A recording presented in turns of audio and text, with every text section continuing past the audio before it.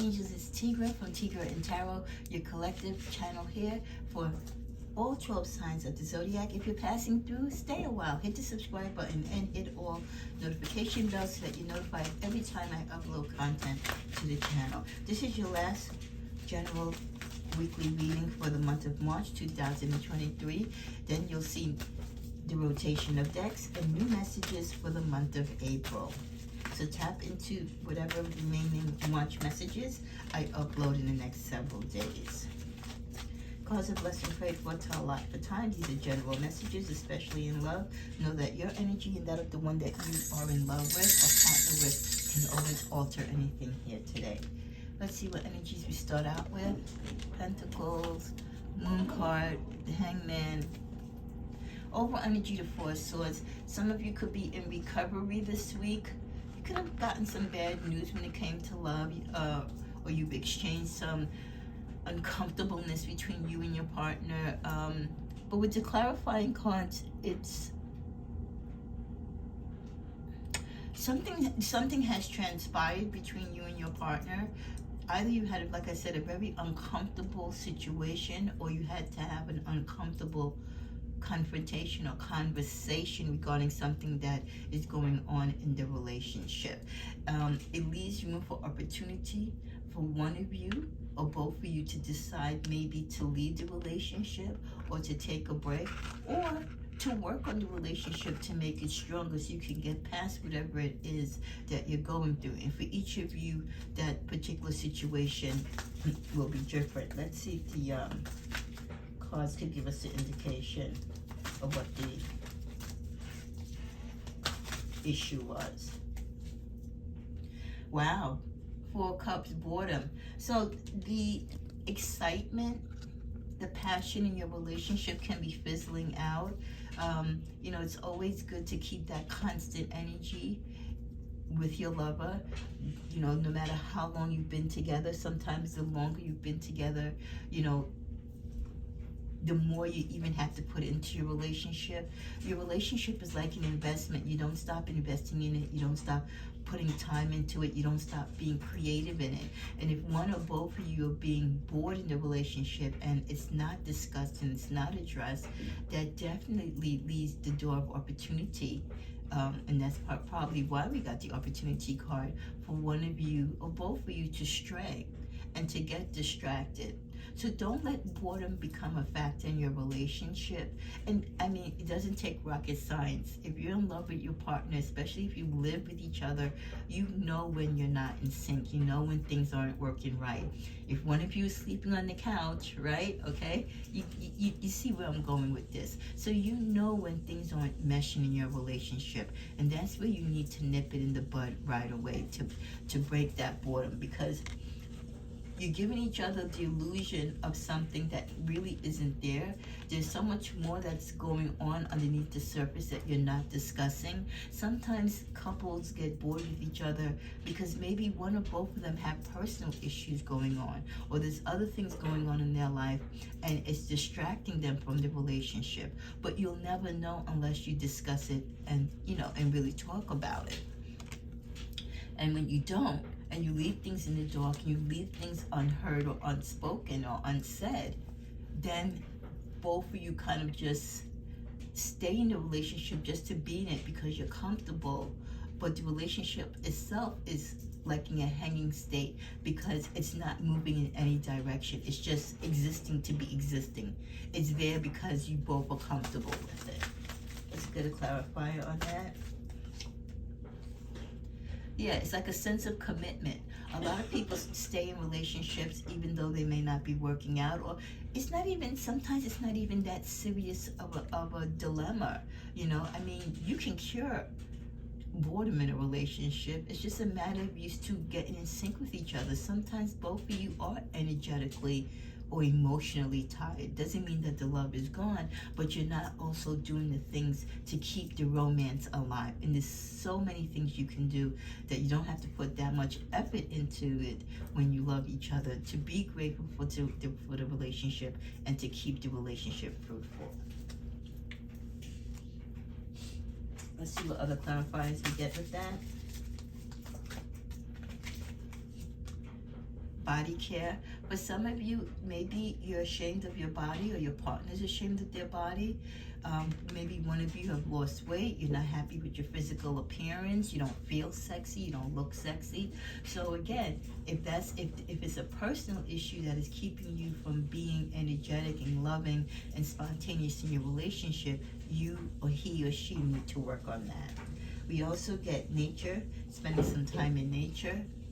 Maybe you two need to plan a getaway trip, go out in the woods, go camping, go on a little retreat, a second honeymoon. Getting out the house, right? A lot of us have gotten accustomed to staying in the house, and that is boring, staying in the house. Like, how many board games can you play, and how much reality shows can you watch? Get out in nature and do things, and do things in nature which enables you to partner together. Like, go rowboating where you both have to control the boat, right? So do sports and all these outdoor activities where it takes two to connect and to work with each other. And then finally, we get joy. You've forgotten to join your relationship because you've gotten comfortable, some of you, and most people, when they get comfortable in their relationship, the sense of priority, the sense of belonging kind of loses itself. Let's see what other message we get. Have faith in something, or you will believe in nothing. If you have faith in your relationship and you have faith in each other, that will help you to get your vibe and your mojo back together. But if you're just being comfortable with the relationship and you're in it just to be in it, you don't really feel invested in it, then you're not going to have the faith to think that things can turn around, or you can get back things to where they were, and not even where they were, to be better than what they were, right? Your relationship should always be evolving and growing. No one's relationship should stay the same. See what other messages that we get that possibly could be heard or said from you or your partner. Return to me, my love. So this could be one of both of you missing the person romantically. Like I said, sometimes you can have your partner there living with you, and it's like sleeping with their enemy. You know, either you're sleeping in the same bed, but you're not conversating. There's no sex, there's no warmth, there's no romance. You're absent-minded. If you or they are going through some other issues and you're really so consumed with it, it's like you're oblivious to their love and you're oblivious to the relationship. So for many of you, it's like you or your partner feel like you're ghosting each other, and they're like, come back to me, like, where are you? I know you're physically here with me, but like mentally and emotionally you have checked out. And at the bottom of the deck we get, honey, there's something I think you should know. Remember that moon card energy? So some of you, if it's not you, your partner could be holding something that they want to tell you, or they've already told you, because remember how this reading started, that something came out, there was some uncomfortableness, something was addressed or needed to be addressed. So for many of you, this has already been addressed, and this is why things are kind of off. Or for others of you, it's going to be addressed, and this is where you're going to have a disconnect, and you're going to have to come back and find your common space with each other.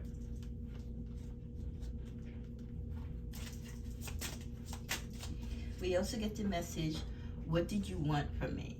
In some situations, either you or your partner feel like, what more do you want from me? I'm giving you all that I have.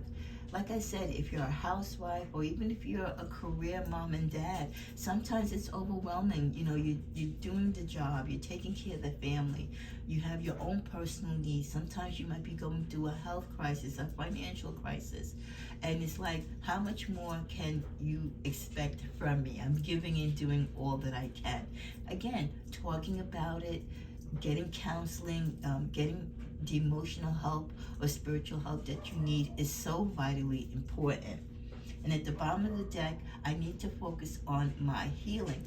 Like I said, sometimes the smallest problems in relationships that kind of expands and makes relationships boring or out of sync is because there is something going on with one of you or both of you, and you haven't worked on that, you haven't addressed it, you haven't spoken on it, and you haven't gotten the healing that you need on it. With the message, trust the flow, In relationships, you will have ups and downs. You're not both going to be lovey-dovey all the time, because life does happen, right? Responsibilities, just the cycle of how love and life and energy flows. But you can keep the spontaneity, you can keep the communication in your relationship alive at all times. That should not have to suffer the price. Final love message: the grass wasn't greener on the other side. If some of you are dealing with infidelity, if that's the secret, or if that's the secret that's coming out, your partner could be expressing to you, or you to your partner, that yes, I did cheat. I'm sorry. I'm heartbroken that I put this void, this separation in our relationship. But was it worth it? No, because whomever I cheated with, and for whatever reason I felt that I needed to cheat, it wasn't worth it. Life with that person, or the relationship, no matter how small or long it wasn't worth, and it wasn't what I thought it would be. And that's what most people have to realize when you do cheat.